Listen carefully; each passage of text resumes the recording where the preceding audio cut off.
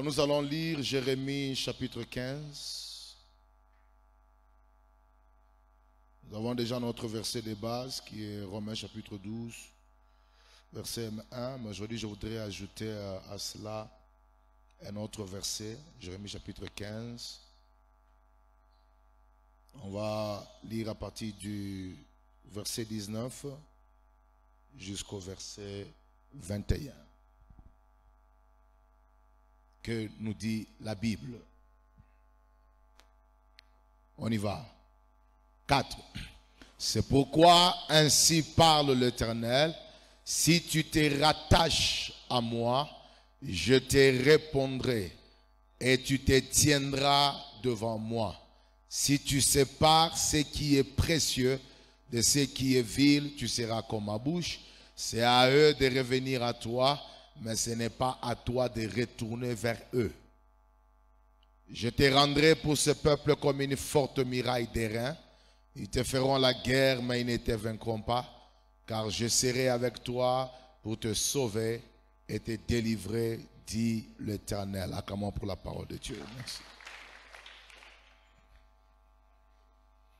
La gloire indéniable de la consécration. Une gloire indiscutable attachée à la consécration. En fait, de la manière dont le Seigneur nous a enseigné pendant les 3 jours, c'était de nous faire comprendre, d'ouvrir notre esprit afin d'éradiquer de notre pensée toute forme d'ignorance au sujet de la consécration. Quelqu'un peut dire Amen. Vous savez, Église, chaque domaine dans lequel nous sommes ignorants, voulais-je dire, demeurera toujours une zone dans laquelle Satan va régner. C'est-à-dire, si nous sommes ignorants dans un domaine quelconque, consécration, sanctification, finance, sagesse, don spirituel, tout sujet que Dieu nous présente dans sa parole, dans lequel nous nous retrouvons ignorants, peut nous détruire. Et parfois, nous avons une définition incomplète de l'ignorance. Nous savons que déjà l'ignorance, c'est l'absence de la bonne connaissance. Quelqu'un peut dire Amen? L'ignorance, c'est l'absence de la bonne connaissance. Mais j'aimerais faire comprendre à l'Église que l'ignorance n'est pas seulement l'absence de la bonne connaissance. L'ignorance, c'est aussi la présence d'une mauvaise connaissance. Parfois, avoir beaucoup de connaissances qui n'ont rien à voir avec la vérité de la parole peut être considéré aussi comme une forme d'ignorance. La seule différence où il n'y a pas l'absence de quelque chose, mais il y a une mauvaise chose qui est présente. Et c'est pourquoi Jésus dit, si la lumière qui est en vous est ténèbre, si la lumière qui est en vous est ténèbre, alors combien grandes seront vos ténèbres? Ça signifie, vous pouvez avoir une connaissance, mais cette connaissance est ténébreuse. C'est-à-dire, elle n'a rien à voir avec la totalité de la vérité. C'est comme ça que chaque fois que la parole vient chasser l'ignorance, mais cette ignorance n'est pas seulement l'absence de la connaissance, mais la présence de tout ce qui n'avait rien à voir avec la connaissance de Dieu. Et je crois que cette semaine, toute forme d'ignorance a été chassée. Et aujourd'hui, encore une fois, le Seigneur va loger sa pensée en nous. Est-ce qu'on peut acclamer très fort pour sa grâce et sa présence au milieu de nous? Merci. Alors, j'ai 2 petits chapitres que nous allons exploiter ce soir. Donc, je vais finalement clôturer avec le premier chapitre qui sera les 3 expressions qui définissent largement la consécration. Les 3 expressions qui définissent largement les nuances de la consécration. Ça sera ça notre premier chapitre. Et nous n'avons que 2 chapitres ce soir. Et le 2e chapitre, nous allons maintenant découvrir la gloire indéniable de la consécration. Quand nous parlons de la gloire indéniable de la consécration, nous faisons simplement allusion aux choses extraordinaires que le Seigneur apporte dans notre vie lorsque nous nous consacrons totalement à lui. Quelqu'un peut dire Amen? Alors, Église, la découverte de chaque expression, comme je l'ai dit, définissant largement les nuances de la consécration, vous permet d'accéder à une autre dimension de la consécration. Vous savez, quand vous étudiez le mot consécration dans la Bible, il n'y a pas moyen de le comprendre juste parce que vous l'avez déclaré d'un coup. Il faut comprendre le contexte et la dimension, parce qu'à chaque fois que Dieu parle de la consécration, il y a une dimension. Et les expressions que le Seigneur nous a permis d'exploiter ensemble pendant cette semaine révèlent les différentes facettes de la consécration. Quelqu'un peut dire Amen. Et à chaque facette que vous découvrez de la consécration, il y a une dimension de gloire qui y est attachée. Il y a une dimension de récompense qui y est attachée. Quelqu'un peut dire Amen. Une personne qui connaît la consécration dans la dimension seulement de la séparation aura accès aux avantages liés à cette dimension-là parce qu'il est séparé. Mais une personne qui connaît aussi la consécration comme un sens de dévouement par rapport aux choses de Dieu, lui aussi vivra une dimension de récompense dans cette dimension, dans cet aspect-là, disons, de la consécration en tant que dévouement. Mais attention, il y a aussi une dimension de sacrifice. Quelqu'un peut dire Amen. Sacrifice que nous avons exploité hier. Et aujourd'hui, par la grâce du Seigneur, nous voulons nous plonger fortement dans l'exploitation de 3 autres définitions ou expressions qui définissent largement et clairement les nuances de la consécration. Mais écoutez, une compréhension claire de la consécration engendre réellement des résultats extraordinaires. Et Dieu ne reste jamais, je le répète, Dieu ne reste jamais indifférent face aux personnes totalement consacrées à lui. Je vous dis la vérité, une personne qui se consacre au Seigneur de toute son âme, de tout son cœur, de toute sa force, et il reste dans la constance de la consécration pendant des mois, pendant des années. Parce que vous savez, avec Dieu, il ne faut pas faire le ping-pong. C'est-à-dire, parce que je me suis consacré cette semaine, à tout prix, la semaine prochaine, il faut que Dieu le fasse. Et comme je me suis consacré aujourd'hui, voilà, j'attends, mais Dieu m'a déçu. Alors je prends un peu un repos dans ma consécration. La consécration est une vie.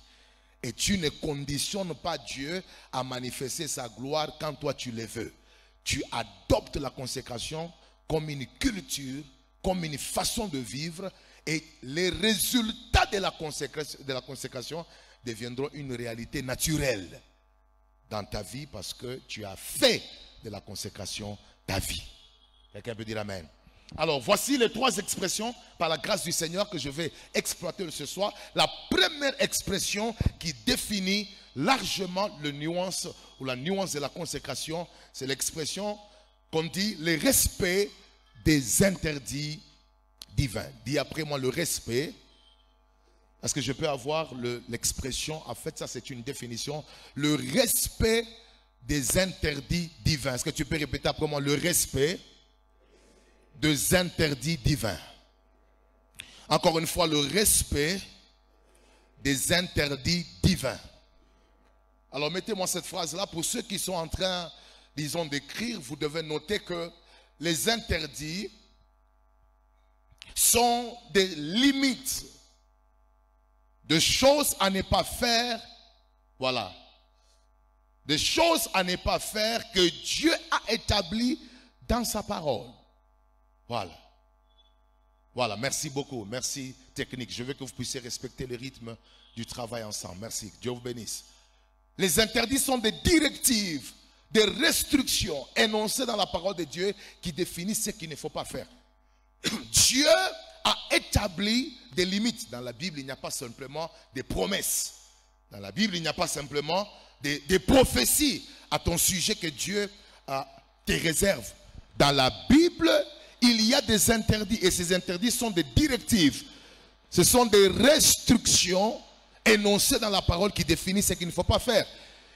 Et ces interdits sont des fondements d'une discipline et un mode de vie spécifique mettant en évidence notre engagement envers Dieu à travers notre consécration. Je vais essayer de m'expliquer. Comment est-ce que Dieu renforce notre sens de consécration? Il y renforce notre sens de consécration en nous posant des interdits. Quelqu'un dit Amen? Ces interdits sont des choses que tu ne dois pas faire Pourquoi? Parce que ça renforce ton sens de dévouement, de sacrifice, d'attachement à celui qui t'a sauvé et à celui qui t'a appelé. Et tout chrétien qui n'a pas d'interdit, qui ne respecte pas les interdits, n'est pas dans la consécration. Il n'y a pas de consécration sans le respect des interdits. Quelqu'un peut me donner un bon amen? Et notez ceci, Dieu a établi, je peux avoir cet élément-là, Dieu a établi les interdits et les limites à ne pas traverser pour tester notre consécration à lui. Comment est-ce que Dieu teste la consécration d'un homme? C'est en établissant des interdits dans sa parole. Tu ne coucheras pas avec la femme de ton prochain. Quelqu'un dit amen. Tu ne voleras pas. Tu ne feras pas de faux témoignages. Donne-moi un bon amen. Tu ne calomnieras pas. Tu ne diras pas à ton prochain raka. Tu ne l'insulteras pas. Ces interdits que Dieu place, ce n'est pas seulement pour lui plaire, mais c'est pour tester notre consécration. Et tout homme qui s'est dit consacré à Dieu doit avoir le respect des interdits que le Seigneur a posés dans sa parole. C'est pourquoi quand vous lisez la Bible, si vous voulez que la Bible ne soit pas ennuyante, si vous voulez que la Bible ne soit pas quelque chose qui vous épuise, lisez la Bible avec des objectifs bien définis. Par exemple, aujourd'hui, je vais lire la Bible pour chercher les interdits qui sont dans la parole. Alors tu évites de lire des choses qui te compliquent. Tu commences à chercher. Aujourd'hui, il y a tout le manuel possible. Il y a des concordances, il y a des systèmes de recherche dans vos Bibles téléphoniques. Vous pouvez plaquer, voilà, quels sont les interdits. Tu peux aller sur Google. Tu commences à chercher les interdits que Dieu a mis dans sa parole. Et quand tu lis la Bible avec un objectif, tu verras que tu ne seras jamais ennuyé. Parce que tu vas trouver la chose que tu cherches et cela va bâtir ta foi. Ma prière est que les chrétiens qui respectent les interdits reviennent dans l'église. Tu ne peux pas être un consacré qui fait tout ce qui lui passe par la tête. Tu dois avoir des interdits. Et ces interdits ont pour fondement la parole de qui? De Dieu. Et vous savez, quand je lis la Bible, je me suis rendu compte que papa, Dieu est un Dieu de limites. Yes, Dieu est un Dieu de limites. Dans toute gloire que le Seigneur donne à un homme, Dieu place dans cette gloire-là des limites pour tester son obéissance et sa consécration. Dieu ne peut pas vous mettre dans une gloire où au nom de votre liberté, vous pouvez faire tout ce qui vous passe par la tête. Dans toute gloire que Dieu a donnée, dans tout espace, dans tout territoire que Dieu a donné à un homme ou même à la nature, Dieu a posé une limite. Et cette limite-là, c'est un test de consécration. Donne-moi un bon amen. C'est un test de soumission à celui qui régule toutes choses, que nous appelons le créateur du monde, le créateur de l'univers. Alors, de petits exemples peuvent vous montrer comment est-ce que Dieu place des limites. Nous avons Adam et Ève. Ils se retrouvent dans les jardins d'Éden. Et dans ces jardins, c'est la gloire. Bien aimé, vous n'avez pas l'idée de la gloire qu'avaient les jardins d'Éden. Est-ce que vous savez que aujourd'hui, ceux qui font l'archéologie biblique, c'est-à-dire des personnes qui sculptent la terre pour essayer de faire des recherches par rapport aux événements passés, ils sont à la recherche du jardin d'Éden. Ça va faire plusieurs siècles. Et jusqu'à aujourd'hui, le jardin d'Éden n'a jamais été trouvé. Dès l'instant où Dieu les avait chassés, on ne sait plus où est parti le jardin d'Éden. Donne-moi un bon amen. Est-ce que vous vous rappelez que quand l'homme avait péché, le Dieu omniprésent, quelqu'un peut dire appelez-moi omniprésent, avait posé à l'homme où es-tu? Est-ce que celui qui est partout peut demander à un homme où es-tu? Pourquoi est-ce que Dieu, lui qui est partout, peut poser la question à un homme où es-tu? Est-ce que Dieu ne sait pas où est-ce que Adam était? Adam était dans les jardins. Mais pourquoi il lui pose la question de savoir où es-tu? C'est parce qu'en réalité, le jardin n'était pas seulement un lieu physique, mais le jardin c'était la présence de Dieu. Alors Dieu a regardé dans sa présence. Il a vu que l'homme qu'il avait posé dans sa présence était devenu absent. C'est pourquoi il lui dit, mais où es-tu? Parce que dans ma présence, je n'arrive pas à te localiser. Dans les jardins physiques, tu y es. Mais dans les jardins spirituels, où es-tu? Donne-moi un bon amen. Alors dans cette gloire du jardin, Dieu lui dit, tu peux tout manger. Tu peux tout consommer. Mais quand il est question de l'arbre, de la connaissance du bien et du mal, là tu ne touches pas. Dis à un voisin, c'est la notion des limites. Dans une gloire, mais Dieu pose une limite. Pourquoi? Pour tester sa consécration à lui. Donne-moi un bon amen. Et mais je peux aller encore plus loin. Il y a un homme qui a une force redoutable. Il s'appelle comment? Samson. Une force redoutable. Il peut tuer 1000, 3000 personnes. Il n'a même pas gêné pour ça. Dès le sein de sa mère, il est consacré pour délivrer Israël. Mais dans cette gloire-là, Dieu dit quoi? Écoute, cet homme ici, il ne boira pas de liqueur quoi? Forte. Et puis les rasoirs ne passera point sur quoi? Sur ta tête. Dis à ton voisin, Dieu est un Dieu de limites. Dans chaque gloire qu'il donne à un homme, il y a une limite qu'il place. Tu traverses la limite, tu entres en problème.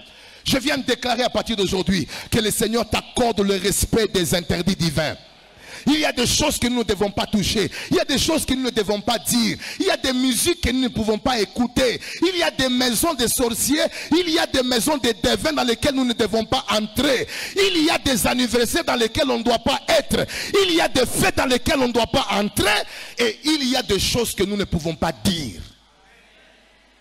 Et nous avons une génération aujourd'hui, au nom de la modernisation, nous nous sommes donné le courage de tout faire et on n'a plus d'interdit. C'est ce qui explique le manque de consécration dans notre génération. Ma prière aujourd'hui, rentre dans les interdits de Dieu. Et j'aime beaucoup Joseph. Joseph, c'est un vrai consacré. Il travaille chez Potiphar, on lui donne le contrôle de tout. Mais Joseph connaît la limite. La femme vient lui dire, mais écoute, tu peux aller avec moi. Il lui dit, mon chef m'a dit, je suis maître de tout, sauf de toi. Je prie qu'au milieu de nous, s'il y a des gens que Dieu va élever, que tu saches que la femme d'autrui, c'est une limite. Que tu saches que le bien de quelqu'un, c'est une limite. Les enfants d'autrui, c'est une limite. Je prie que le respect des limites et des interdits revienne dans nos cœurs. Et lorsque vous avez compris cette notion de respect des interdits dans votre vie avec le Seigneur, la consécration a commencé. Alors écoutez, Église. Il existe deux types d'interdits ou d'interdits. Deux types d'interdits. Il y a ce que nous appelons les interdits généraux et les interdits individuels. Quelqu'un peut répéter après moi? Les interdits généraux et les interdits individuels. Alors, les interdits généraux, c'est tout ce que Dieu a établi comme limite dans sa parole, à la portée de tous les croyants. Voilà. Tu ne feras pas ça. Les 10 commandements. Dieu a 6 choses, à 7 qu'il hait. Quelqu'un dit amen? Oui. La langue menteuse. Celui qui crée des discordes. Il y a à peu près 6 à 7 choses que Dieu n'aime pas, que Dieu hait. Il y a des interdits dans sa parole. Ce sont tout ce que Dieu a interdit dans sa parole. Nous le considérons comme des interdits généraux. Ça signifie ça concerne tout enfant de Dieu et tout croyant. Mais attention, il y a des interdits individuels que Dieu peut donner à un homme qui n'est pas nécessairement un péché pour les autres. Mais à cause de la qualité de la mission, Dieu peut imposer à une personne une limite ou un interdit. Si les autres le font, Dieu ne les punit pas. Mais si lui le fait, Dieu les punit. Pourquoi? Parce qu'il y a des gens à qui Dieu demande beaucoup parce qu'il leur a donné beaucoup. Alors regardez ce qui se passe. Samson a une limite, un interdit individuel. C'est que les rasoirs ne fera pas quoi? Ne passera pas sur la tête. Mais nous allons au salon chaque samedi. Moi, chaque samedi, je vais au salon. On m'a coiffé, mais je suis en bonne relation avec le Seigneur. Parce que le rasoir, pour moi, n'est pas un interdit individuel. Mais pour Samson, s'il s'est fait coiffer, il est en problème avec le Seigneur. C'est pourquoi dans la marche chrétienne, il ne faut pas faire les choses parce que tout le monde les fait. Dans la marche chrétienne, il ne faut pas, parce que tel a bu, moi aussi je vais boire. Tu peux boire, toi tu meurs. Parce qu'il y a un interdit. Dieu t'a déjà mis, tellement que la mission est grande. Dieu crée en toi un esprit de discipline à partir des interdits individuels. C'est pourquoi ma prière aujourd'hui, que Dieu te révèle les interdits individuels. En dehors des interdits généraux, je prie que Dieu te révèle des choses qui sont spécifiques à ton appel, que tu ne dois pas faire. Voilà la première expression qui définit largement la nuance de la consécration, le respect des interdits divins. Quelqu'un me donne un bon amen. Alors papa, c'est en étudiant la parole que je me suis rendu compte que toutes les fois que les enfants de Dieu ne respectent pas les limites, ils perdent la force et l'autorité de Dieu. Vous voyez? L'autorité est accordée à tout croyant. Mais cette autorité est renforcée et augmentée par notre capacité à respecter les interdits. Regardez le jour où le rasoir est passé sur la tête de Samson. La Bible dit qu'on l'a dompté. Il voulait se battre comme toutes les fois. Mais la Bible dit qu'il devint faible parce que le Seigneur s'était retiré de lui. Chaque fois que vous brisez un interdit, vous brisez votre consécration, la force spirituelle vous diminue. Yes. Et vous devenez faible devant certains combats dans la vie. Je prie que Dieu restaure l'esprit de respect des limites. Fais cette prière après moi au nom de Jésus. À partir d'aujourd'hui, je prends la décision de respecter les interdits divins pour renforcer ma consécration. Au nom de Jésus-Christ, Saint-Esprit, rends-moi discipliné dans ma façon de me comporter pour que je respecte les choses que tu ne veux pas que je fasse. Au nom de Jésus. Amen. Quelqu'un peut acclamer très fort pour la parole. Deuxième expression qui définit largement le concept consécration, c'est l'accomplissement de vœux faits à Dieu. Quelqu'un peut dire l'accomplissement des vœux faits à Dieu. Yes. Cette expression appelée vœu ou accomplissement de vœux faits à Dieu, cette expression regorge en elle la notion de la consécration. Parce que comment est-ce que tu peux prouver ta consécration devant le Seigneur? Ou comment est-ce qu'une consécration se manifeste? Elle ne se manifeste pas seulement par le respect des interdits, mais se manifeste aussi par la capacité de prendre des vœux qui te mettent en alliance avec le Seigneur, qui te mettent dans un engagement avec le Seigneur. Et puis lorsque tu les accomplis, c'est une démonstration de consécration que tu fais devant le Seigneur. Et puis on a une alliance. Dieu. Et c'est ce qui explique pourquoi est-ce que les sorciers et les occultistes sont puissants, parfois même plus que certains croyants. Comment mouloji occultiste anda kumkongwa nyumba na uwa mbushi memukristo walalamika mnyumba anakata moto. Comment tu meurs comme ça? Ça signifie que dans le monde spirituel, c'est la loi du plus fort qui compte. La Bible déclare qu'il y a eu guerre au ciel entre qui? L'ange Michael, ses anges, ainsi que Satan et ses anges. Mais la Bible dit que Satan ne fut plus trouvé plus fort. Il n'était pas trouvé fort par rapport à qui? Par rapport à Michael et ses anges. Dans le monde spirituel, ce qui compte, c'est la force. Et qu'est-ce qui renforce notre force? Qu'est-ce qui renforce notre consécration? C'est le respect des vœux. Est-ce qu'on a ma vœu? Il est qu'on a moi comme Mungu mo alliance nawe. Est-ce que tu as des vœux? Une alliance avec le Seigneur pour lequel tu peux t'élever. Tu dis, Mungu, il m'a donné ni pitié, mais mon vœu, il est ni konayo. Mon engagement, il est ni konayo. Mon alliance, c'est quelle alliance? À part l'alliance de la grâce. Il y a des vœux qui révèlent la consécration. Alors, Église, mettez-moi cette phrase-là qui explique un peu un vœu. Un vœu. Un vœu est une promesse ou un engagement formel fait envers Dieu. Cela peut inclure des promesses de comportement. Mungu te comporter vie moi. Nous allons la chini, moi te mujima, mais na takonyongeze kwa tu wa mupya. Quelqu'un dit amen. Yes. Mungu nalala 3 jours chini, ni vœu yangu. Mais na fait ni soutenir famille yangu, nyone délivrance kutoka na kuchimanifester. Le vœu renforce la notion de la consécration. Quelqu'un donne un bon amen. Tout consacré à des vœux. C'est pourquoi vous voyez dans la Bible, il y a des gens qu'on appelle des naziréens. Les naziréens, ce sont des gens qui avaient des vœux.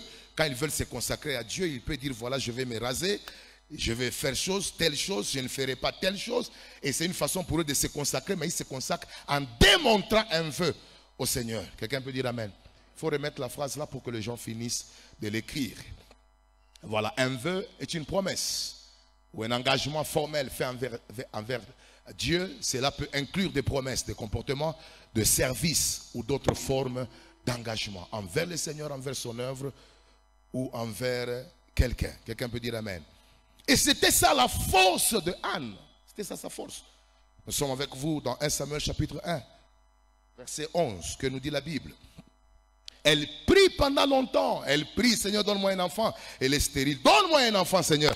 Donne-moi un enfant. Donne-moi un enfant. Elle fait des prières. Donne-moi un enfant. Mais une chose manquait. C'est que Anne a prié pendant longtemps sans comprendre la notion du vœu qui révèle la consécration. Et sa prière dépendait à 95% du vœu. Parce que dès l'instant où elle avait fait le vœu, c'est fini. Ce sujet de prière a été exaucé. Dieu exauce parfois nos prières lorsqu'il voit la notion de consécration qui se manifeste par un vœu. Vous savez, Anne avait besoin d'un enfant qui pouvait garder à la maison, mais Dieu avait besoin d'un prophète. Alors, si vous voulez un enfant ordinaire, ça c'est pas les besoins de Dieu. Alors Dieu a laissé Anne jusqu'à ce qu'Anne a compris les besoins du cœur de Dieu. Et écoutez ce qu'elle va dire.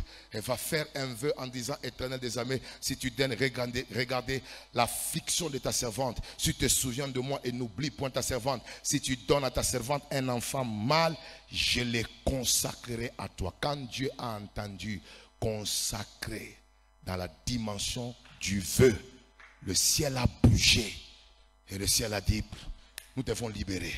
Et ce que j'aime, la Bible n'a jamais dit que c'était Satan qui avait fermé les ventres de Anne. La Bible dit c'est l'Éternel qui avait fermé son ventre. Parfois Dieu peut fermer certaines choses parce qu'il nous appelle à la consécration. Et aussi longtemps qu'on n'a pas encore compris que le blocage n'est pas d'abord satanique, mais le blocage est une pression divine pour nous attirer vers le Seigneur afin de nous consacrer. Nous risquons de combattre là où il n'y a pas de combat. Ma prière est que Dieu te donne un esprit de discernement, que tu comprennes que derrière ton problème, il y a un appel à la consécration. Ah oui, un appel à la consécration.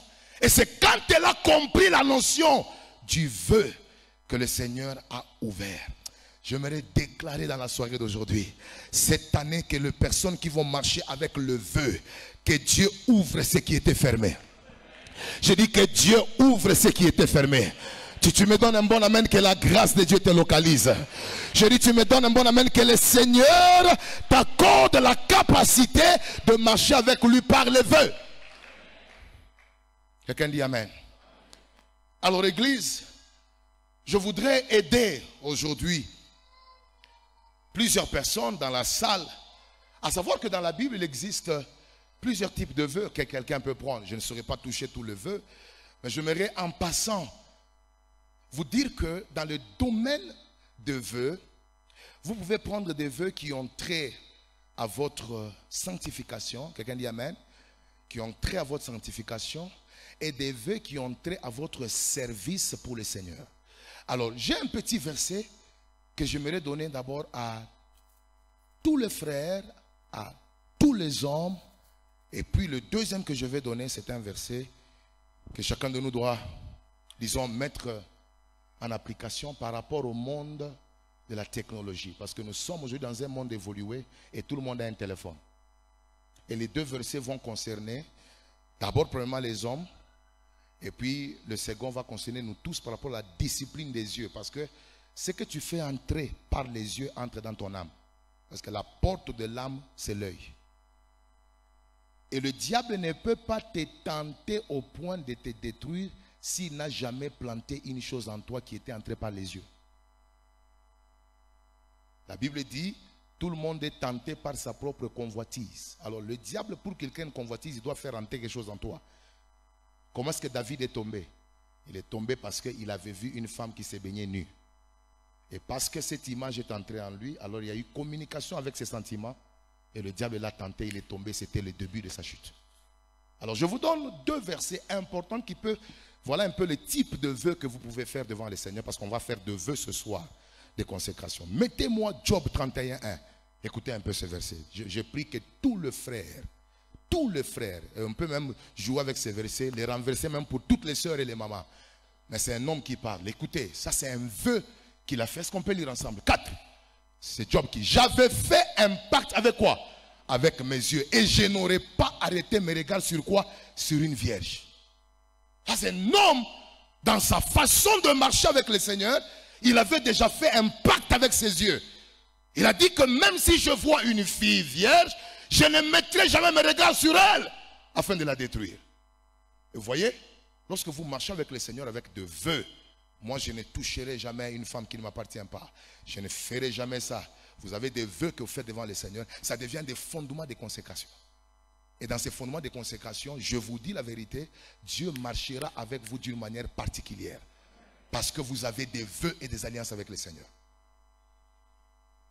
Quelqu'un peut dire amen? Jeune fille, tu es au milieu de nous, tu dois faire des vœux. Je ne coucherai jamais avec un papa d'autrui, avec un homme marié d'autrui. Ce sont des vœux. Même s'il te donne $10,000, parce qu'il y a un vœu, tu refuses. Parce que dans la consécration, il y a la notion de la mort. Yes. Si tu n'arrives pas à mourir à toi-même, tu ne peux pas produire beaucoup de fruits. C'est lorsqu'un grain tombe dans la terre et qu'il meurt qu'il devient capable de produire beaucoup de fruits. C'est dans la mort par rapport à toi-même qu'il y a les résultats et la production de fruits. Donne-moi un bon amen. Et tout le monde au milieu de nous doit prendre la résolution d'avoir des vœux. Bien-aimé dans le Seigneur, ici à Likasi, j'ai grandi ici. J'ai été tenté par des filles ici. Lorsque Dieu a commencé à m'élever, je me rappelle, j'ai fait mon premier séminaire à Kinshasa. À Kinshasa, pour la première fois, je n'avais que 18 ans. Je suis allé prêcher chez le pasteur James. J'ai vu comment est-ce qu'une personne s'est arrangée pour organiser une boisson, une sœur, que je devais boire, qui devait m'enivrer. Et de manière à ce que je tombe. Mais je vous dis la vérité, parce que j'avais de vœux des interdits. C'était quoi la proposition? Non, allons-y à l'hôtel. Or, dans mes vœux, j'ai déjà dit, je ne peux pas me retrouver dans un endroit privé avec une fille qui n'est ni ma femme, qui n'est ni quelqu'un de la famille. À cause d'un vœu, j'ai été épargné d'un scandale qui pouvait m'arriver. Quelles sont les disciplines que tu as? Quels sont les vœux que tu as qui peuvent te préserver dans la consécration pour que tu ne perdes pas Dieu? Oh non, je n'ai pas compris Minanguka. Bon, on l'a trouvé où l'hôtel. Dieu.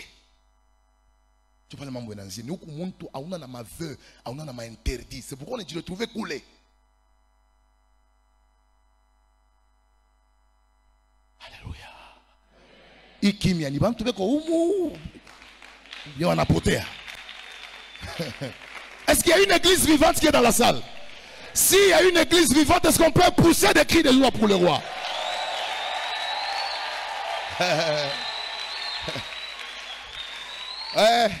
Je sais que l'église de réveil de Pentecôtistes, on est habitué aux prédications Poké, Autapanda. Mais je vous dis que ça c'est power.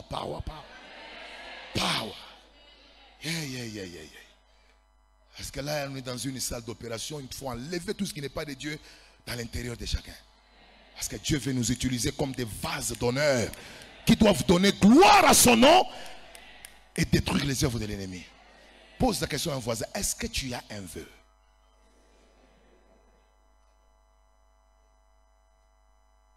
Pourquoi on a vœu, moya, il est faka mungo, c'est ma que iki nikijila. Quelqu'un dit amen. Deuxième verset de Kabouri est très important. Très important. Bien aimé dans le Seigneur, pendant que je méditais sur ces choses, j'ai compris que Dieu nous appelle à des grandes choses cette année. Et il nous appelle à des grandes choses. Psaume 101, verset 3. Psaume 101. Ce verset va concerner ceux qui sont esclaves à la masturbation, à la pornographie. Voilà, tout ce qui est impur. Ouais, yo so du connecté par ma page yote ya banamu ke bana mango. Dieu parle on est kalak. Chaque matin on est ndaka. Voilà un vœu que David fait. On y va. 4. Je ne mettrai rien de mauvais devant quoi? Devant mes yeux. Car j'ai la conduite de quoi? Des pécheurs. Elle ne s'attachera point à quoi? À moi. C'est-à-dire que toutes les fois que tu te plais à regarder des choses obscènes dans ton téléphone, tu apprécies la conduite des pécheurs. Parce qu'une personne qui n'apprécie pas la conduite des pécheurs ne va pas mettre ça. Ta capacité à dire non et être contre ce que les pécheurs font, c'est de ne pas s'intéresser à ce qu'ils font. Ma prière est que Dieu sanctifie vos téléphones. Tu es au milieu de nous, mais tu as des images de personnes sans habit dans ton téléphone. Et nous avons une génération où, quand un scandale arrive, nous sommes, nous les enfants de Dieu, le premier à propager les images obscènes. C'est quelle consécration? Parce que ce que tu vois t'essuie. Et vous savez, il n'y a pas quelque chose qui est difficile à enlever dans votre mémoire comme une photo, comme une image impure. Et vous savez ce que le diable fera? De temps en temps, quand tu seras en train de prier, s'il veut te déconnecter du trône de la grâce, il amènera des images qui sont impures. Et à ce moment-là, tu ne peux pas te connecter à la pensée du Seigneur. Je veux que chacun de nous place sa main sur sa tête. Répète après moi au nom de Jésus. Père, purifie ma conscience. Purifie ma mémoire. Purifie ma pensée. Tout ce qui n'est pas de toi, que cela libère mon esprit. Je consacre mon esprit. Je consacre ma mémoire à toi. Cette année, je prends la résolution de me séparer de tout ce qui est impur. Et quelqu'un peut commencer à prier fortement pour se déconnecter de tout ce qui est impur au niveau de sa conscience. Alléluia. Alléluia. Fais cette prière-là. Seigneur, purifie ma mémoire, purifie ma pensée. Alléluia. Répète après moi au nom de Jésus. Je déclare, tout ce qui est impur ne s'attachera pas à moi. Au nom de Jésus-Christ. Acclame très fort pour le Seigneur. Troisième expression, pour que nous puissions clôturer et prier. Troisième expression, c'est l'expression disponibilité. Dis après moi la disponibilité. La disponibilité dans la présence de Dieu et dans son œuvre. Dis après moi la disponibilité. La consécration à Dieu. Donnez-moi cet élément-là. La disponibilité en consécration à Dieu signifie être prêt. Voilà. Et constamment disponible pour répondre à son appel. Voilà. À servir et à obéir activement à sa volonté. Voilà.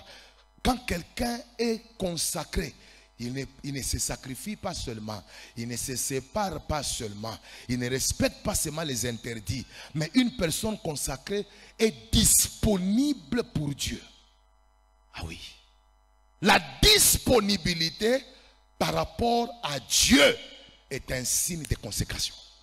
Tu ne peux pas dire que tu es consacré à Dieu, mais toutes les fois qu'on a besoin de toi à l'église, tu n'es pas là. Toutes les fois qu'on a besoin de toi dans ton département, tu n'es pas là. Toutes les fois qu'il faut aller à l'évangélisation, tu n'es pas là. On te demande un service, tu n'es pas là. À l'église, dans le culte de la semaine, tu n'es pas là. Ton indisponibilité dans la présence de Dieu est un signe que tu as perdu la consécration. Tous les hommes consacrés se sont rendus disponibles. Disponibles pour le Seigneur. Ils n'ont pas d'excuses. Ils trouvent le temps pour se libérer d'autres choses, mais ils sont là pour le Seigneur. Quand il est question de la chorale, mardi à la répétition, je suis là. Quand il est question du culte de vendredi, je suis là. Quand il est question du culte de dimanche, je suis là. Ma disponibilité est un message que je suis consacré à Dieu. Et c'est pourquoi vous allez voir, le jour où Abraham demande et reçoit de la part de Dieu une demande. Donne-moi ton fils, ton unique, celui que tu aimes. Amène-le ici, il va me le consacrer. Regardez ce qui se passe. Isaac devient un sacrifice et Isaac se consacre. Quand il se consacre, regardez ce qui se passe. Partout où on l'amène, il ne discute pas. Quand on l'amène à la montagne, parce qu'il faut offrir vos corps comme quoi? Comme un sacrifice agréable. Même quand on le met sous l'autel, il ne discute pas avec son père. On les plie. Ils ne discutent pas. Mais il y a des gens, quand Dieu veut les amener sous l'autel de la mort, de la crucifixion de la chair, ils sont de discuter avec Dieu. Non, Michel en attend. Mais Isaac, comme un sacrifice, il est disponible. Pourquoi? Parce que sa vie ne l'appartient plus. Je prie que cette année, que tu sois disponible pour le Seigneur. Que tu sois disponible pour l'œuvre de Dieu. Que tu sois disponible. Et vous savez, la disponibilité pour le Seigneur est la première réponse à l'appel de Dieu. Oui. Donnez-moi un peu mon verset de base. Comment est-ce qu'on répond à l'appel de Dieu? On ne répond pas à l'appel de Dieu d'abord en disant ça c'est un symbole. Mais regardez comment la disponibilité. Donnez-moi Ésaïe chapitre 6. Vous vous rappelez ce verset? Merci, je peux avoir ça. Dieu est en train de parler à Ésaïe. Il l'appelle, il lui dit quoi? J'entendis la voix du Seigneur disant, qui enverrai-je? Qui marchera pour nous? Écoutez la réponse d'un homme qui est consacré. Il dit quoi? Mais voici. Mais voici signifie, je suis disponible. Je ne pars pas nulle part. Je suis avec toi. Partout où tu veux m'envoyer, je suis disponible. On répond à l'appel de Dieu par la disponibilité. Écoutez, je dois le dire très fort. Dieu ne choisit pas les personnes compétentes indisponibles. Dieu ne choisit pas les personnes compétentes indisponibles. Dieu choisit dans la plupart des cas des personnes incompétentes mais disponibles. Et moi, quand vous lisez la Bible, vous allez voir que la plupart des gens que Dieu a appelés étaient des incompétents. Oui. Mais c'était des hommes disponibles. Vous avez Moïse, un incompétent. Dieu l'appelle pour aller parler devant qui? Devant Pharaon, mais il bégaye, un incompétent. Mais juste parce qu'il était disponible, Dieu l'a utilisé et il l'a qualifié pour marquer sa saison. Je déclare que même si tu n'es pas compétent dans un domaine, si tu es disponible, Dieu va t'équiper. Ah oui, tu peux être parmi nous, tu ne connais pas bien parler. Tu peux être parmi nous, tu ne connais pas prêcher. J'aimerais dire à quelqu'un, le problème n'est pas la compétence. Le problème, c'est la disponibilité. Dieu peut prendre un incompétent d'aujourd'hui, mais parce qu'il est disponible, il le qualifie en un homme compétent demain. Donne-moi un bon amen, je prêche la parole. Moi qui vous prêche, j'étais un incompétent. Ma classe était juste ici derrière, à la maison des enfants. Un incompétent, je ne retenais rien dans mon cerveau. Même quand on me disait 2 plus 2 est égal à combien, je vais donner le contraire. Même lorsqu'on proclame, je me rappelle, papa, ne venez pas à la proclamation. Il a envoyé d'autres personnes, il dit, mais quand on va citer Magila, il sera le dernier. Comment est-ce que je vais aller prendre son bulletin? Mais regardez ce que Dieu a fait. Juste parce que j'étais disponible dans la maison, Dieu a pris un incompétent. Mais un incompétent disponible, il lui a donné les capacités qu'il faut pour qu'aujourd'hui, je sois celui qui prêche devant le président de la nation, que je sois celui qui prêche devant les autorités, que je sois celui que le monde recherche. Pas parce que j'étais compétent, j'étais d'abord disponible. Je déclare que cette année, si tu es disponible, Dieu va t'équiper, Dieu va t'utiliser, Dieu va te transformer.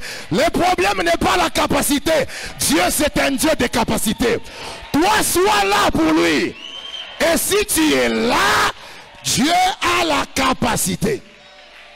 Oh, j'ai envie de dire à quelqu'un, cette année, tu ne joueras pas. Parce qu'il y a un Dieu qui prend les incompétents disponibles pour les transformer en des compétents. Et je déclare que toutes les personnes qui t'ont connu avant se poseront la question de savoir d'où viens-tu? Qu'est-ce que tu as fait? Non, le problème c'est que je dis seulement oui par la disponibilité. Disponibilité dans la présence de Dieu. Disponibilité dans l'œuvre de Dieu. Bien-aimés, nous on a joué au piano à l'église. On a joué au piano ici. On a joué au piano toute notre vie. Même jusqu'aujourd'hui, si tu viens dans mon église, pasteur que je suis, tu me trouves au piano. Parce qu'il ne faut jamais oublier là où Dieu t'avait trouvé. Je viens de déclarer ce soir, toi qui es toujours occupé, tu n'as pas toujours le temps pour le Seigneur, tu n'as pas toujours le temps pour l'église. Dieu vient te dire aujourd'hui, si tu te rends disponible, il y va t'utiliser. Si tu te rends disponible, sa grâce va se manifester dans ta vie. Dans mon bon main, je prêche la parole. Celui qui me dit yes, je prêche la parole. Celui qui me dit fire, je prêche la parole.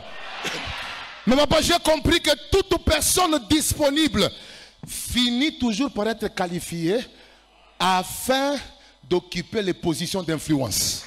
Ah oui, une personne disponible est qualifiée pour des positions d'influence.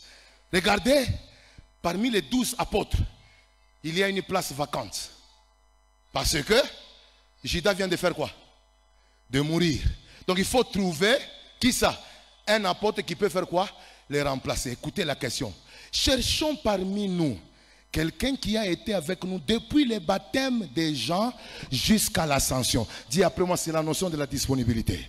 Donc si tu n'as jamais été disponible de l'ascension, du baptême des gens jusqu'à l'ascension, tu n'es pas qualifié pour remplacer Judas. Même si tu as les compétences, ce qui te qualifie, c'est la disponibilité. Matthias se retrouve apôtre à la place de Judas, pas parce qu'il a prié, mais parce qu'il a toujours été disponible. Quand Jésus était au Jourdain, il était là. Quand il chassait les démons, il était là. Quand les apôtres mangeaient, il était là. Dis à ton voisin, si tu es là, si tu es là, dis-lui, si tu es là, Dieu va te qualifier pour les positions d'influence. Ah oui, dis après moi, fire! Et en lisant la Bible, j'ai compris, papa, que toutes les personnes qui ne sont pas disponibles ratent quelque chose.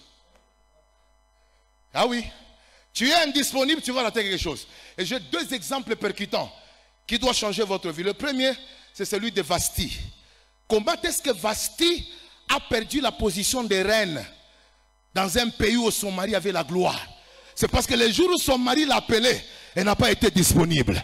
Son indisponibilité a fait que quelqu'un de plus meilleur, de plus compétent qu'elle vient la remplacer. Écoutez, c'est une bénédiction d'être complété, mais c'est un malheur d'être remplacé. Je viens de déclarer, n'accepte pas sur la terre qu'on te remplace parce que tu as été indisponible. Mais accepte qu'on te complète parce que tu as besoin de la diversité des autres. Mais Vasti a été remplacée, chassée. Parce que quand le roi avait besoin d'elle, elle était occupée à autre chose. Toutes les fois que Dieu a besoin de toi, qu'est-ce que tu fais? Où est-ce que tu es? Est-ce que tu es disponible? Donne-moi mon amen, je prêche. Ah, j'ai envie de prêcher. Dis après moi, je reçois la parole. Papa, j'ai compris que quand quelqu'un est indisponible, il y rate la visitation. Il n'est pas seulement disqualifié par rapport à la position, mais il rate la visitation. Thomas.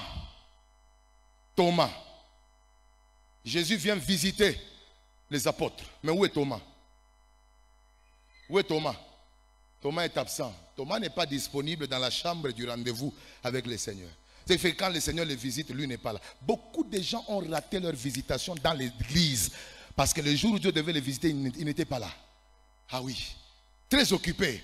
Très attaché au travail. Un musulman, quand il est 12 heures, temps d'aller au mosquée, même si tu as 40 000 $, il te dit, je vais aller prier. Et parce que tu as besoin de lui, tu vas rentrer. Mais un croyant, à cause du manque de consécration, il va fermer jusqu'à ce que tous les clients vont partir. Il préfère venir à l'église 30 minutes avant la fin du culte parce qu'il croit que les clients vont partir. Et c'est pourquoi on a beaucoup de gens qui n'arrivent pas à percer dans les affaires. Parce que Dieu n'est pas dans la première position.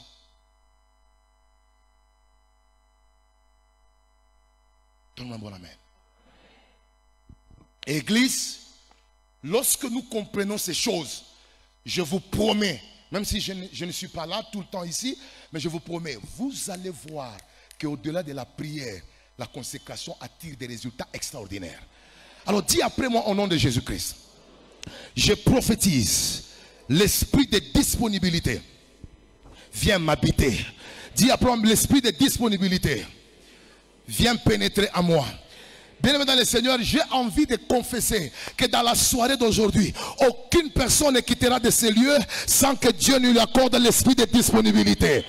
Oui, disponibilité dans la prière, disponibilité dans sa présence, disponibilité dans son œuvre. À partir d'aujourd'hui, tu seras disponible. Vous voyez un homme comme David, j'aime ce qu'il dit. Il y a une chose que je désire ardemment, une chose que je demande à l'Éternel, c'est que je voudrais habiter tout le jour de ma vie. Il n'a pas dit je voudrais habiter pour un jour. Il n'a pas dit je voudrais habiter pour 3 jours. Je voudrais habiter tout le jour de ma vie dans la maison de l'Éternel. Ça, c'est la disponibilité. Et maintenant, lorsque la consécration a atteint cette dimension de séparation, dis après moi séparation, ça a atteint la dimension disons, de dévouement, dis après moi dévouement. Lorsqu'il a atteint la dimension de sacrifice, et que ça atteint la dimension de respect des interdits divins, et que ça vous amène encore dans la dimension de l'accomplissement des vœux pour venir atterrir avec la disponibilité, je vous promets qu'il y a un Dieu au ciel qui ne gardera pas une dette envers vous. Parce que vous lui avez montré que votre cœur est totalement entier pour lui. Et quand je lis la Bible, le Seigneur m'a fait la grâce de vous trouver quelques gloires attachées à la consécration. Dis après moi un. Celui qui dit amen, j'avance dans la parole. Dis après moi un. Lorsque vous vous consacrez au Seigneur, la première gloire que Dieu vous accorde, c'est que Dieu vous rend semblable à sa bouche. Oh, je pensais que quelqu'un allait dire amen. Dieu vous rend semblable à quoi? À sa bouche. C'est-à-dire que la consécration nous rend semblable à la bouche de quoi? À la bouche de Dieu. Est-ce que vous avez déjà réfléchi sur ce que signifie devenir semblable à la bouche de Dieu? La Bible déclare dans Jérémie chapitre 15, si tu sépares ce qui est vil, voilà, si tu sépares ce qui est précieux de ce qui est vil, tu seras comme ma bouche. Dis après moi, comme ma bouche. C'est-à-dire que dans la consécration qui est la dimension de séparation, Dieu nous donne pour gloire la capacité de devenir comme sa bouche. Est-ce que vous avez déjà réfléchi, si Dieu fait de toi sa bouche, ce qui peut arriver? Ah, j'ai envie de prêcher quelqu'un. Lorsque tu deviens la bouche de Dieu, tu peux faire vivre les autres. La Bible déclare, l'homme ne vivra pas du pain seulement, mais aussi de toute parole qui sort de la bouche de l'Éternel. Donc quand tu deviens la bouche de Dieu, les hommes vivront par toi. C'est-à-dire qu'ils ne mourront pas parce que toi, tu as la capacité de fonctionner comme la bouche de Dieu. Je déclare que cette année, si tu te consacres, tu seras comme la bouche de l'Éternel. Celui qui me dit amen, dit après moi, je deviens la bouche de l'Éternel. Dans cette génération où plusieurs prophètes mentent, où plusieurs prophètes cherchent des interventions sur internet, je déclare que toi, Dieu va te donner la grâce d'être la voix de Dieu dans cette génération. Mais c'est dans la consécration que tu deviens la bouche. Dis après moi la bouche de l'Éternel. Est-ce que tu peux bouger un peu? Dis après moi la bouche de l'Éternel. Plus fort que ça, la bouche de l'Éternel. Papa, ce que j'aime avec la bouche de l'Éternel, c'est que la bouche peut créer du néant. Quand Dieu crée dans Genèse, il ne crée pas sur base de ce qui existe. Il crée du néant. Et toi, si tu deviens sa bouche, ça dit que partout où tu arriveras, même s'il n'y a rien, Dieu va te donner la grâce d'appeler à l'existence des choses qui n'existent pas. Je viens prophétiser. Sans argent, tu vas commencer une compagnie. Sans relation, Dieu va t'ouvrir les portes. Celui qui est comme la bouche de l'Éternel, il peut créer du néant. Donne-moi un bon amen et je prêche. Lorsque Dieu fait de toi sa bouche, j'aime ce que la Bible déclare. La bouche de l'Éternel parle aux choses inertes. La bouche de l'Éternel parle aux choses quoi? Inertes, aux choses mortes. Et puis ces choses mortes font quoi? Entendent et obéissent. Lazare sort. Lazare est déjà mort, mais parce que c'était la bouche de Dieu, Lazare a entendu. Et si toi tu deviens la bouche de l'Éternel, même les choses qui n'ont pas d'oreilles peuvent t'écouter. Je déclare dans la soirée d'aujourd'hui, l'argent va t'écouter. Les problèmes vont t'écouter. La maladie va t'obéir. Celui qui me dit amen, tu deviens la bouche de l'Éternel. Il y en a. Tout ce qui va sortir de ta bouche, Dieu va l'accompagner avec sa gloire. Donc mon bon amen, je prêche la parole. Et pendant que je prêche ici, dis après moi deux. La première chose, la deuxième des choses, c'est que la consécration a la capacité de vous convertir en une couverture de protection pour les autres. Ah oui. Est-ce que vous savez qu'un homme consacré là où il est, mais Dieu consacré et comme moule à chaque ulala baloshi manashinda kwingi. Jérémie 15:20 dit quoi? Si tu sépares ce qui est précieux de ce qui est vil, tu ne seras pas seulement ma bouche, mais je ferai de toi comme une forte muraille de quoi? Des reins. Est-ce qu'on a eu miraille d'airain ni kibumbashi kiakiuma. C'est-à-dire que quand Dieu fait de toi une muraille, tes enfants sont protégés. Ta famille est protégée. Cette année, je déclare que la sorcellerie n'entrera pas chez toi. Les forces des ténèbres ne te tueront pas. J'ai envie de déclarer sur la vie de quelqu'un, si on avait tué les autres l'année passée, c'est parce qu'il y avait l'absence de consacrés. Mais cette année, devient une muraille d'airain. Je dis cette année, devient une muraille d'airain. On ne mangera pas ta femme, on ne mangera pas tes amis, parce que Dieu est en train de faire de toi une muraille d'airain. Aratanda Bakaya. Quelqu'un peut faire ça, fait ça, fait ça. Là où toi tu es, la famille est protégée. Là où toi tu es, les amis sont protégés. Là où toi tu es, même les pasteurs est protégé par tes prières. Parce que Dieu fait de toi une couverture de protection. Quelqu'un fait comme ça, fait comme ça. Je déclare que Nyumba Yako, Mungu est entouré. Ah oui, tu deviens une muraille de protection. Celui qui devient une muraille acclame d'abord très fort pour le roi. Que celui qui acclame, que Dieu fasse de toi une muraille. Dis après moi fire. Dis après moi 3. La consécration te rend invincible. Je voulais dire en anglais, say after me, invincible. Dis après moi invincible. Dis après moi indestructible. C'est ma imbambable. J'ai envie de déclarer aujourd'hui que si tu te consacres, cette année tu seras indestructible. La Bible dit quoi? Si tu sépares ce qui est précieux de ce qui est vil, tu ne seras pas seulement ma bouche, tu ne seras pas seulement une muraille d'airain, mais ils te feront la guerre. Ils te feront quoi? La guerre. Le problème c'est quoi? Dieu ne t'a jamais promis l'absence de la guerre, mais t'a déjà promis la promesse d'être invincible malgré la guerre. Je viens de déclarer cette année, ils te feront la guerre, mais tu es indestructible. Batakwa Kunyumba, ils ne vont pas t'avoir. Ils mettront les poisons, mais tu ne mourras pas. Ils vont faire des incantations, ça ne t'atteindra pas. Ah, celui qui me dit amen, je prêche la parole. Toute arme forgée contre toi sera nulle. Dieu n'a jamais dit qu'il n'y aura pas des armes qui nous combattent. Les armes seront forgées. Mais Dieu va le faire fatiguer. Pourquoi? Il va le laisser forger des armes pour qu'à la fin que les armes deviennent sans effet. Je prie que Dieu laisse tes ennemis former les armes. Qu'il les laisse travailler. Et en les laissant travailler, ils vont se fatiguer. Parce qu'à la fin, les armes seront sans effet. Tu me dis amen, Dieu te fait la grâce. Tu me dis amen, Dieu te fait la grâce. Je dis, tu me dis amen, tu es indestructible. Ils croiront qu'on va t'enterrer vendredi, mais lundi ils te verront debout. Parce qu'il y a un Dieu qui va t'accompagner. Quelqu'un pousse de qui de joie pour le roi. Dis après moi, quand tu me les mains. Dis après moi 4. La consécration engage Dieu dans nos paroles. Vous savez quoi? Il y a un homme qui était consacré. Cet homme-là s'appelait qui? Samuel. La Bible dit aucune de ses paroles n'est tombée à terre sans que Dieu ne les accomplisse. Il y a un consacré. Mungu atengia mo. Mina se Mungu atafanya nini?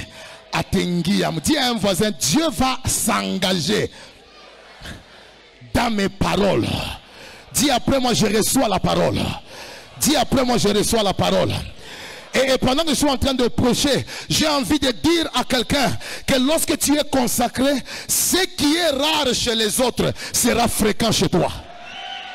Je dis ce qui est rare chez les autres sera fréquent chez qui? Chez toi. Et pendant que je parle, il est écrit dans la parole que pendant ce temps-là en Israël, les visions étaient rares et la parole de l'Éternel était rare.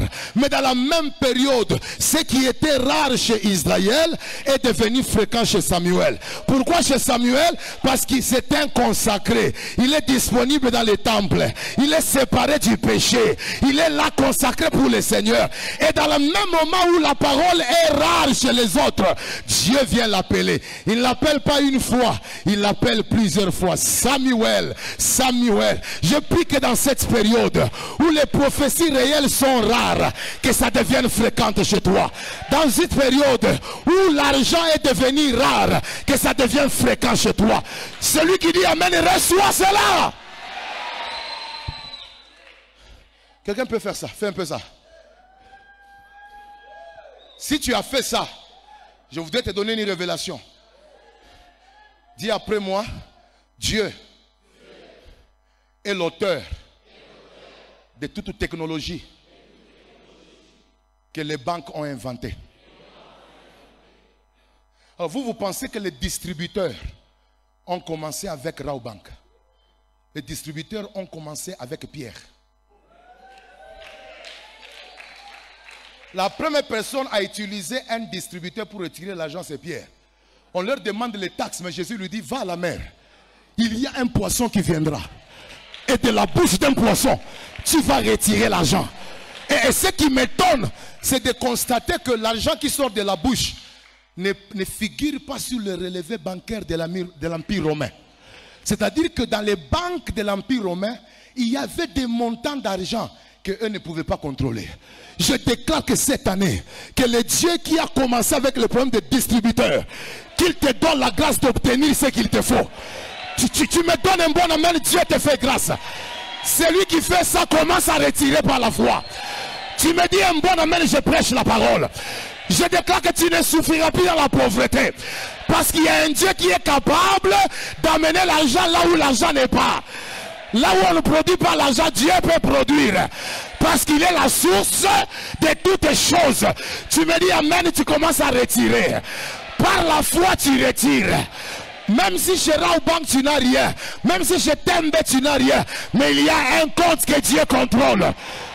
Donne-moi un bon amen, je prêche. Donne-moi un bon amen, je prêche la parole. Et papa, quand moi je lis la parole, je me suis rendu compte que le système des tapis rouges n'a pas commencé avec le président des nations. Ça a commencé avec l'anneau, avec Jésus à Jérusalem. Pour la première fois qu'on met le système des tapis pour accueillir un roi, ça a commencé avec le Sauveur. Je prie que dans cette année ici, que Dieu t'honore. Qu'il y ait des endroits où les gens ne vont pas t'accueillir d'une manière ordinaire. Parce que les personnes consacrées, Dieu les honore. La Bible déclare que si tu me sers, mon Père, mon Père, mon Père, mon Père t'honorera. Celui qui dit yes, que Dieu te fasse la grâce. Cette année, il y aura des endroits où rien ne va commencer sans que tu n'arrives. Parce qu'il y a un Dieu qui honore. Dis après moi, il y a un Dieu qui honore. Dis après moi, il y a un Dieu qui honore. Maintenant, papa, j'ai une question à poser à toute l'église. Le système ici de in vitro, prendre de la semence d'un homme, le poser dans le ventre d'un homme. Ça a commencé avec qui? Avec Marie. La première personne qui a eu l'in vitro, on a mis la semence divine dans son ventre, sans l'apport d'un homme. Maintenant, si tu as un problème d'enfant aujourd'hui, que le Dieu qui est capable de prendre une semence miraculeuse et la poser dans le ventre de Marie, commence à ouvrir ta fécondité. Dis après moi, fire! Quelqu'un peut bouger un peu sur la chaise. Bouge un peu sur la chaise. Dis à un voisin, le système d'échographie, n'a pas commencé avec le médecin. Ça a commencé avec Dieu. Dans la vie de Rebecca. Rebecca va vers le Seigneur et dit, je sens, il y a des choses qui bougent. Mais comme il n'y avait pas de médecin pour faire l'échographie, Dieu s'est transformé en un échographe. Il va dire, quand je regarde, je vois que dans ton ventre, il y a 2 nations. Et ce qui est fort avec Dieu, dans son échographie, il est différent des médecins. Les médecins ne vous disent que ce qu'il y a aujourd'hui. Mais Dieu peut vous dire même dans son écho ce qui arrivera. Parce qu'il va préciser qu'il y a 2 nations. Mais le plus grand sera assujetti par le plus petit. Je prie que ce qui est dans ton corps que tu ne maîtrises pas, que Dieu le contrôle. Toute maladie, toute activité de l'ennemi dans ton système corporel que tu ne maîtrises pas, que les grands échographes le maîtrisent. Je déclare que tu ne tomberas pas d'une maladie que tu ne connais pas. On ne te traitera pas d'une maladie que tu n'as jamais connue. Parce qu'il y a un Dieu qui peut vérifier l'intérieur de ton corps.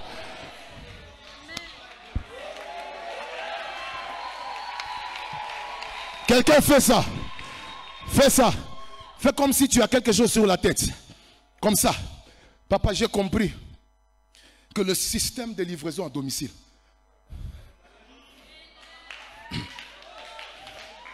n'a pas commencé avec DHL. Ça avait commencé avec Élie et le corbeau.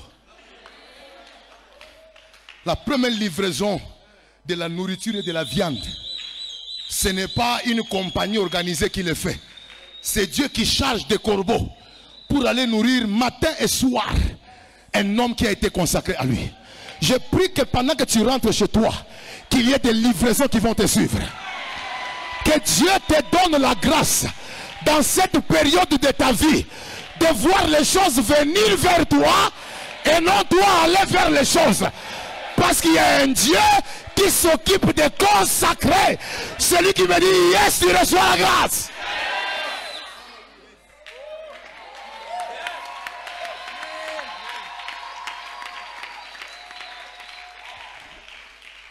Je ne sais pas ici chez vous si vous avez quel type de taxi. Je ne sais pas si c'est déjà arrivé chez nous. Est-ce qu'on peut appeler un taxi par téléphone ici? On peut appeler. Mais à Kinshasa, il y en a. Il y a Yango. Quelqu'un peut dire amen. Chez nous, il y a Taxify. Mais ce que j'aime, cette notion, Dieu l'a commencé avec Jonas. Parce que Jonas se retrouve dans le ventre d'un poisson. Et dans le ventre de ce poisson, Dieu met les données de l'adresse où Jonas doit être déposé. Si Dieu est capable de donner l'adresse à un poisson, d'aller déposer un homme là où il doit arriver, que dire de toi? Tu ne te perdras pas dans la destinée. Tu arriveras là où Dieu doit t'amener. Si un poisson ne s'est pas perdu, alors Dieu ne se perdra pas.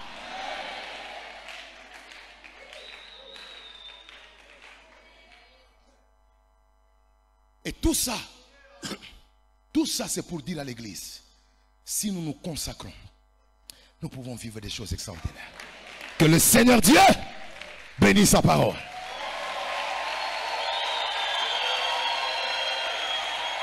Si tu es béni, acclame très fort pour le roi. Que celui qui aime Dieu acclame pour sa présence.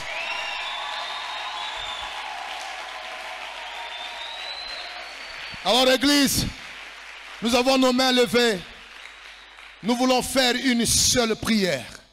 La prière que nous voulons faire ce soir, c'est que Seigneur, consacre-moi par ton onction. Cette année, j'aimerais que ce message entre dans mes os. Que ce message influence ma marche chrétienne. Je refuse de vivre comme avant. J'aimerais vivre dans les dimensions variées de la consécration. Mais écoutez, avant qu'on ait prié pour ça, j'aimerais que nous puissions chasser. Il y a un esprit qui n'aime pas que les gens soient consacrés. C'est l'esprit de découragement. Vous savez, le diable, quand il crée des problèmes dans nos vies, en réalité, ce n'est pas parce qu'il a besoin de notre argent. Non. Le diable sait que s'il touche les choses que tu aimes, il peut briser en toi la consécration. Il y a des gens qui ont cessé de servir Dieu parce qu'il y a eu des problèmes qui les ont découragés. Nous voulons chasser d'abord toute forme d'esprit de distraction et de découragement. Au niveau de l'église, au niveau de la famille, au niveau de notre environnement. Tout ce qui veut affaiblir ta consécration. Tu demandes que Dieu te délivre de ça. Quelqu'un peut dire amen. Répète après moi, au nom de Jésus. Plus fort que ça, au nom de Jésus. Esprit de découragement. Esprit de distraction. Libère ma vie de consécration. Plus fort que ça, libère ma vie de consécration. Au nom de Jésus. Au nom de Jésus. Tout esprit qui affaiblit ma foi. Toute distraction qui me rend indisponible dans ma vie, ce soir, libérez ma destinée, libérez ma famille, libérez ma vie. Au nom de Jésus, au nom de Jésus. Claque le main, commence à prier au nom de Jésus.